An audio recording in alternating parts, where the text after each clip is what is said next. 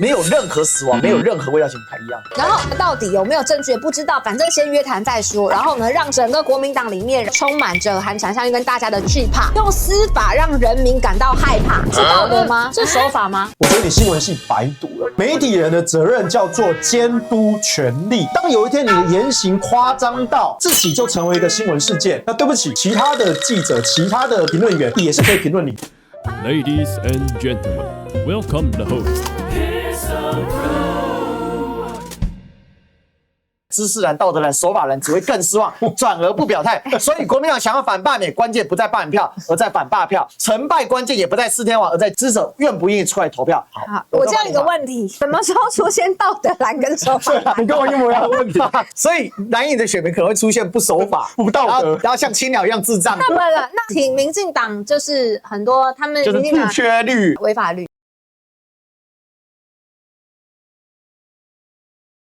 来，各位同学，我们来复习一下之前课堂上教的哦。我们上一次讲到黄伟汉在写文章哦，他其实不遵守传统写作的起承转合，他总是把他想要讲的结论放在中间，不是放在开头，也不是放在最后。对啊，因为像这4点真是没错啊。对啊，没有错啊。其实整篇文章除了红框以外，它的头、它的尾都是对的。对啊，对不对？像比如说蓝营的中间选民不积极，这个我早在几个月前我就讲，我说徐巧芯是最危险的。为什么？因为如果今天是重新选举，我相信巧芯会连任，相信巧芯在地方上表现大家有目共睹。可是今天罢免是分开的投票，那分开的投票，很多的中间选民是不会出来投票的。那我们也必须承认，蓝营的铁票跟绿营的铁票比真的比较少一点。所以现在民进党就是吃定说，我可以用比如说3成的支持率乘上9成的投票率，这样乘起来27%。我就可以把你罢免掉了。结尾，国民党想要反被罢，关键是在于反罢免票，在于支持者愿不愿意出来投票，这也对啊。但这个就是所谓的100%正确的废话嘛。好，所以真正黄伟汉想要表达的是什么？红框那一段，黄伟汉很常用的另外一个手法叫做定义名词，就它的定义跟你的平常的认知的定义是不一样的。比如说，我们以前讲，对中华民国的定义，对于蓝绿的定义，比如说黄伟汉之前被批评，他就是说批评我人都是这些政治热衷偏激分子，对不对？他虽然没有指名道姓，可是那一次他其实就在讲郭正亮，所以他就说，你这些网络上酸民批评我的，我有必要去听你吗？我必须要先扣你一个蓝帽子。那你们这些人都是铁蓝，都是狂热分子，所以我不需要在意你，我就是言我所信，无所畏惧。所以你看他这篇文，他又重新定义的概念。知识蓝这个说法不是他发明的，我们也讲蛮多年，对，那这个大概讲10几年了啦，这确实是有。可是道德蓝是什么？守法蓝是什么？你有听过赖清德蓝吗？好，所以呢，黄伟汉的话，你要看他想强调什么，就代表你要从他的反面去看，他在暗指有一些蓝叫不道德蓝。有一些守法蓝的反面叫做不守法蓝。那请问不道德不守法是谁呢？往上段看你看这个尽管民调反罢都予支持，但是你国民党抄名册伪造文书你看，所以他的所谓的道德蓝、守法蓝，他想要强调是他的反面不道德蓝跟不守法蓝，而这不道德不守法的蓝是什么蓝？就是国民党蓝，懂了没？黄伟汉的文章是要层层的往回推回去看，你才会看得懂。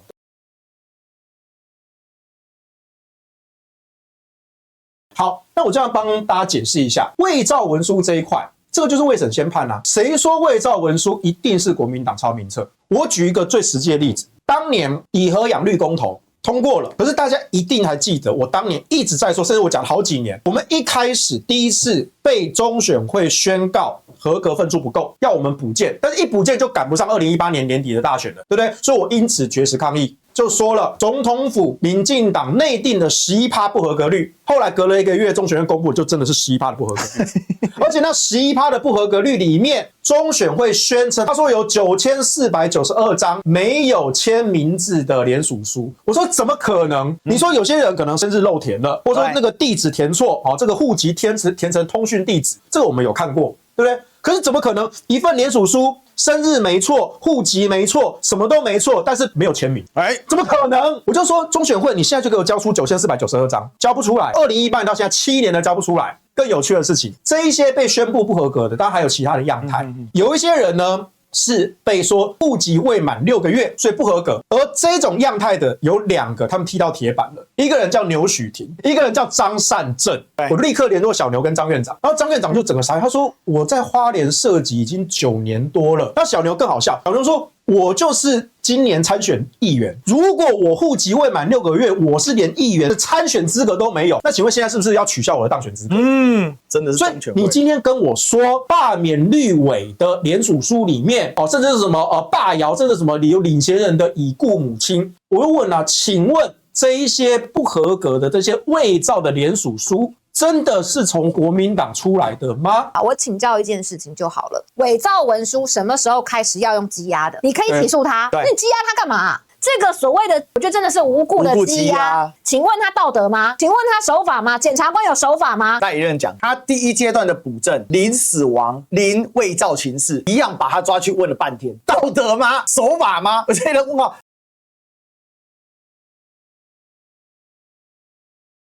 今天人家根本就还没有被正式的定验，说呢你是有罪的，那道什么歉？我的意思是说，如果今天判决3审定验出来了，确定是他，好，那他呢可能是伪造文书，那他本人出来跟大家认个错，道个歉，那呢合理啊，我觉得他合理，合理啊。但是我们国家叫做什么？我们国家是无罪推定论。对，那今天过去的案例，罢韩的案例里面已经告诉你了，类似的状况。那过去是判的根本不起诉，那为什么韩国瑜的罢免一样的状况不起诉？然后呢，现在赖清德政府里面做了完全不一样的观点跟说法，就是直接先把你羁押，对，然后呢，在定验之前，你就要先叫人家道歉，然后说有没有说明？有啊，都讲了嘛。说今天领衔人没有办法知道这个人，我们当初国民党主张的是什么？我们当然有说明啊，国民党主张的是联署的话要附上身份证正反面的影本，为什么？我才能知道他是谁嘛。如果照着国民党的这个法做的话，就不会有这么多的所谓的死亡联署。当初是谁大力的反对，甚至把我们这个修法说成是要没收罢免？那结果呢，导致于今天可能有很多的一些奇奇怪怪联署混进来，然后你告诉我说呢，该道歉的是他们。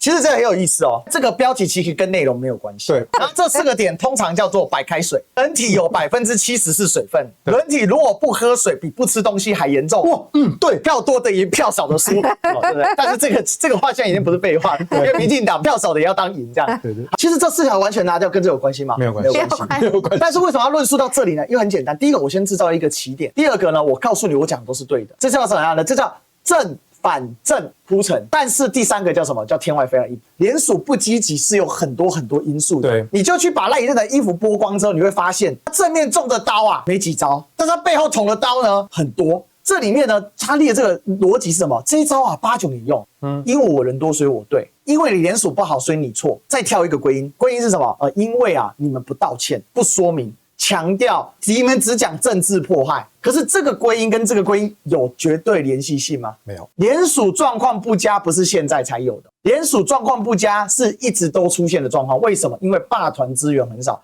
得到的支持不够。所以他挑了一个这样的一个内核的时候，他只用个大的帽子把它盖上，这是很常见的一个手法，叫做想当然尔之术。这很轻鸟，不愧是亮哥所封的青鸟发言人。没错，这个很厉害，我们敬佩，敬佩。